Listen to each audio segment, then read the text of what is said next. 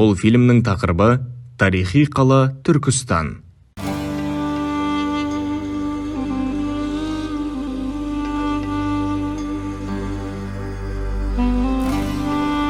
Бәріне сәлем! Сіздермен бүгін Түркістандағы тарихи ескерткіштерге шолу жасайтын боламыз. Қожа Ахмет Яссауи кесенесі 14 ғасырдың соңында тұрғызылған архитектуралық ескерткіштердің бірі болып табылады. 1396 жылы Орта Азия билеушісі Әмір Темір Қожа Ахмет Яссауидің ескі мазарына жаңа кесене салу жайлы бұйрық береді. Кейбір зерттеушілердің пікірлері бойынша, бұл кесенені салдыруда, болашақ жоспарды тұрғызуда тікелей өзі қатысып өлшемдерді анықтаған деседі. Кесене жалпы оңтүстік-шығыстан солтүстік-батысқа қарай созылып жатыр. Ені 46,5 метр, биіктігі 65 метрді құрайды.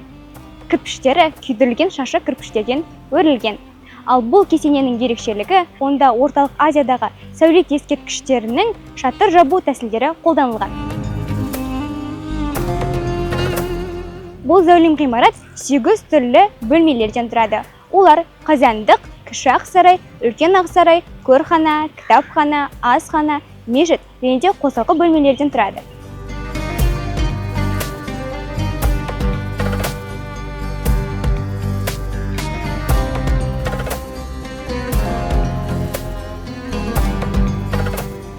Шығыс моншасы архитектуралық ескерткіштердің бірі.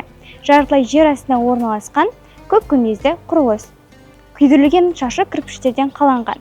Көлемі жағынан әртүрлі 9 бөлмеден тұрады. Және де оның әрқайсының өзіндік атқаратын қызметінен салыну уақыты жағынан әртүрлі болып келеді. Түтін жүретін көмейімен жылытатын құрылымы еден астында орналасқан.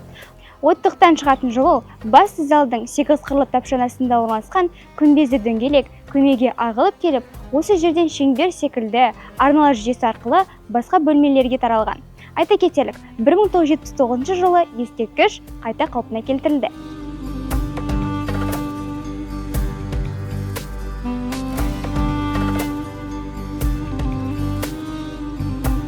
Тайқазан 6 ғасырлық тарихта арқалаған құнды ескерткіштердің бірі. Зерттеушілердің деректеріне қарағанда, Қожа Ахмет Яссауи кесенесінде сақталған орта ғасырлық тайқазан 1399 жылы Әмір Темірдің бұйрығымен Түркістан қаласының 25 шақырым жерде орналасқан Қарнақ елді мекенінде Әбділәзиз Шарафуддин Тебризи шебердің ұстаханасында қойылған.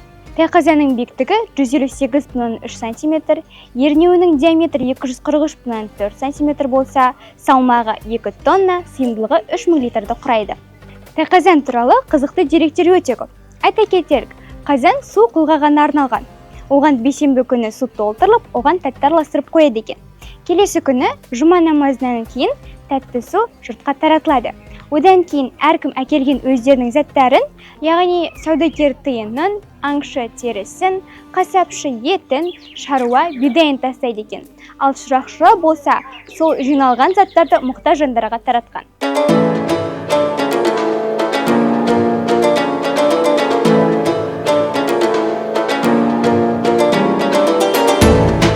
Рабия Сұлтан-бегім кесенесі кіші жүздің тұңғыш ханы Әбілқайырдың жарына арналып салынған 15 ғасырға жататын сәулет өнер ескерткіші болып табылады. Орта ғасырлық ескерткіш Түркістан облысының Әзірет Сұлтан мұражай қорының ауданында Қожа Ахмет Яссауи кесенесіне 60 метр қашықтықта орналасқан. Оның құрамына 5 үлкен бөлме кіреді. Кесененің қас беті сүйірішті биік аркалар түрінде жасалған. 8 бұрышты залы және оған жапсарлас келген тік бұрышты ұзынша 2 үй-жайы бар. Кесененің жанынан табылған глазурланған тақтайшаларға қарап, оның полихромды қаптамамен қапталғанын көруге болады. Кесененің оңтүстік-шығыс бөлігінен жер асты қабырхана есігіне кіруге болады. Қабырхана сыланып боялған, онда теріден жасалған ағаш тәуіттер бар.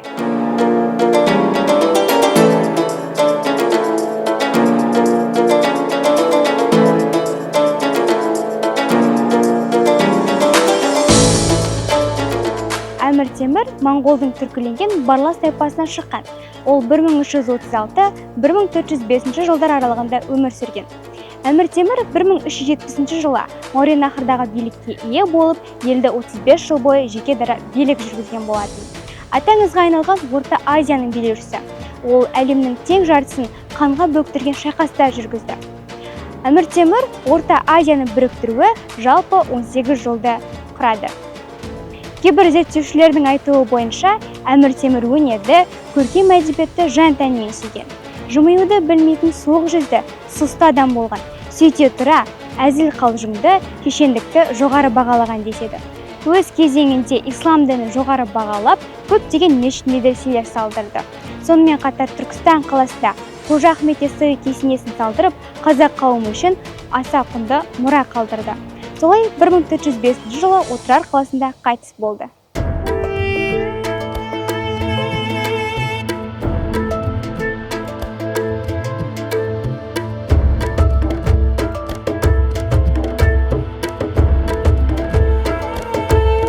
Отырар 9-10 ғасырларда гүлденген ірі қала болып, ғылымдардың орталығына айналған.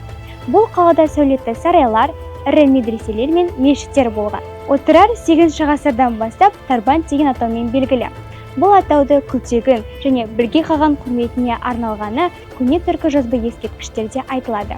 Отырар 9 ғасырдың басынан ірі қалалардың бірі болды. Көптеген зерттеушілердің деректеріне қарағанда, Отырар қаласында әлемдегі ең ірі кітапхана мен көптеген мешіт медресе салынғаны айтылады. 1219 жылы күзде моңғол әскері Отырарға жетіп, қаланы қиратып, тұрғындарды қырғынға ұшыратқан. Бұл тарихи жәдігерлерде қырғынды Отырар апаты деп аталады. Бірақ 1219 жылғы апаттан кейін Отырар қайта жандана бастады.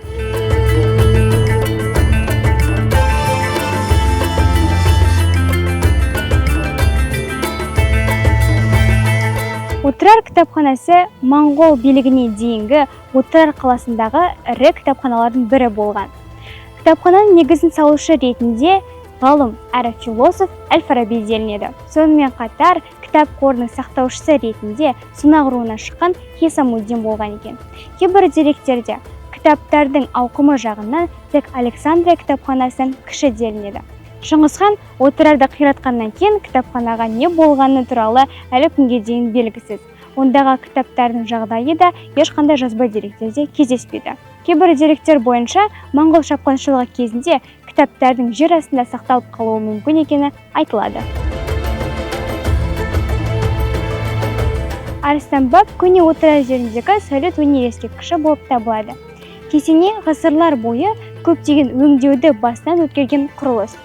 Түркістан халқының арасында мұсылман дінін таратушы Қожа Ахмет Яссауидің ұстазы болған Арыстан баб ата қабірінің басында орналасқан. Кесене дәлізхана, құжырахана, мешіт және де азан шақыратын мұнара секілді жеке бөлмелерден құралған. Кесенедегі ең көне бөлмелердің бірі қабірхана болуы тиіс. Қазірдің өзінде оның едені басқа бөлмелермен салыстырғанда едәуір биік орналасқан. Қабір үстіне алғашқы белгі 12 ғасырда жасалған. Мазар 14 ғасырда қайта жөндеуден өткен. Арыстан баб кесенесі 20 ғасырдың басында жергілікті халықтың қаражатымен күйдірілген кірпішпен қайта соғылды.